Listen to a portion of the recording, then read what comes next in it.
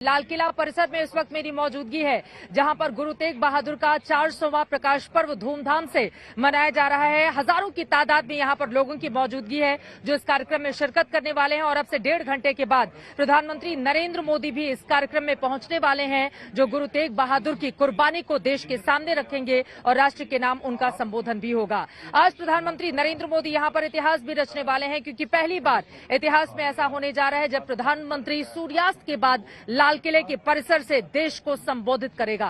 कुल मिलाकर ये जगह अपने आप में कई इतिहास को समेटे हुए है, तो कई इतिहास आज बनाने जा रहे हैं। इन सब के बीच सिखों के लिए ये प्रकाश पर्व कितना है महत्वपूर्ण, गुरु तेग बहादुर के इस कुर्बानी को बार बार क्यों याद किए जाने की जरूरत है, उसको बताती हुई हमारी ये रिपोर्ट देखिए।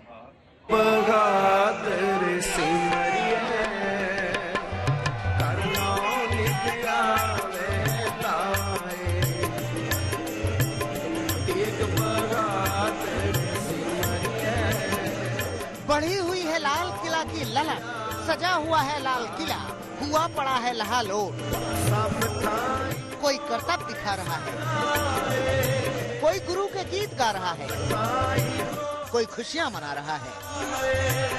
पहला मौका है जब लाल किला गुरु तेग बहादुर के प्रकाश पर्व पर जगमगा रहा है।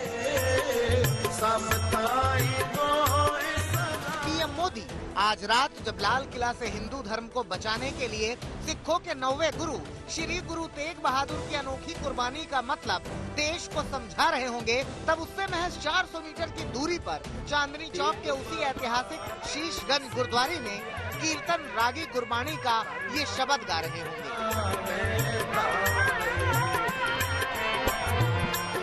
लाल किले को बस इंतजार है प्रधानमंत्री नरेंद्र मोदी का। आज रात पीएम मोदी लाल किले पर नया इतिहास रचने वाले हैं।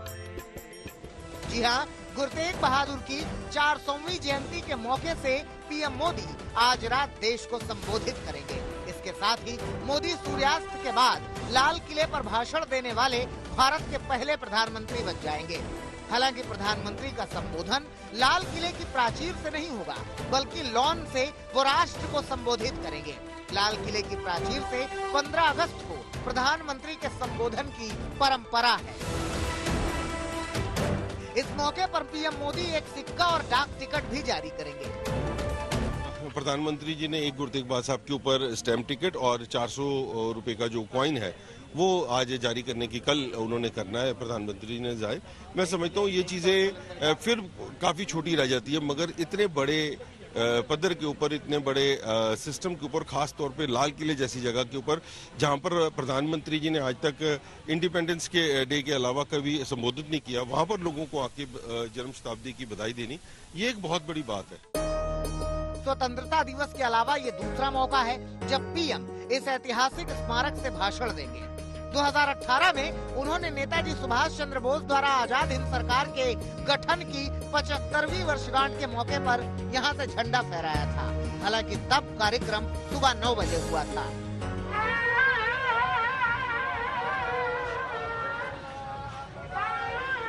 गुरु तेग बहादुर के 400वें प्रकाश पर्व की लाल किले से विशेष अहमियत जुड़ी हुई है। इसी किले से मुगल शासक औरंगजेब ने 1675 में गुरु तेग बहादुर को फांसी देने के आदेश जारी किए थे।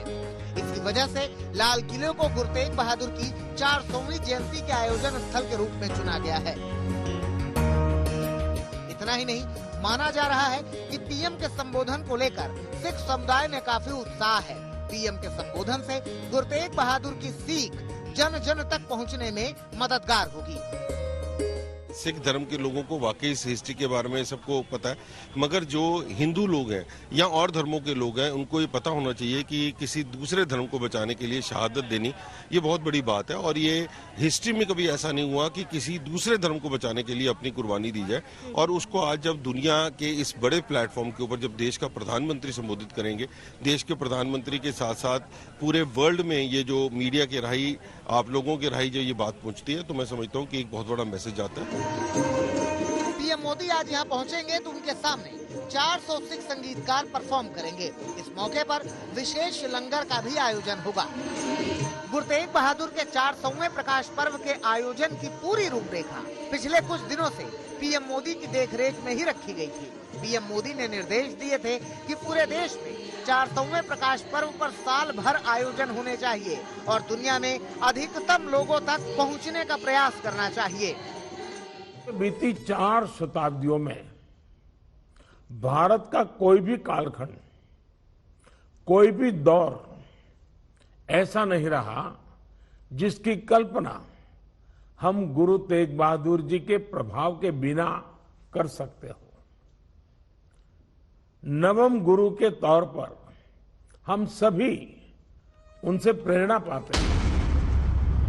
लाल किले ने मुगलिया सल्तनत का स्वर्णिम युग भी देखा और मुगलिया सल्तनत का सूरज ढलते हुए भी देखा।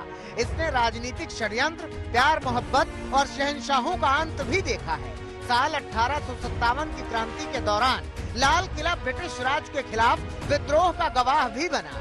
इसी लाल किले ने बहादुर शाह जफर का जलवा भी देखा और ये भी सुना कि नमाज की टोपियां बुनते बेचते उनका अंत बर्मा में हो गया।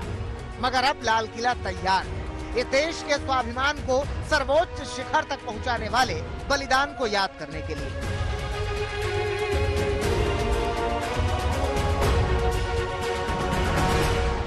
लाल किले पर बुधवार शाम ही गुरु तेग बहादुर जी के 400वें प्रकाश पर्व को समर्पित 2 दिवसीय कार्यक्रम की शुरुआत हो गई थी।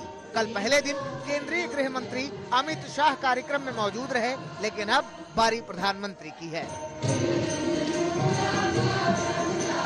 दिल्ली से हिमांशु मिश्रा के साथ आज तक ब्यूरो।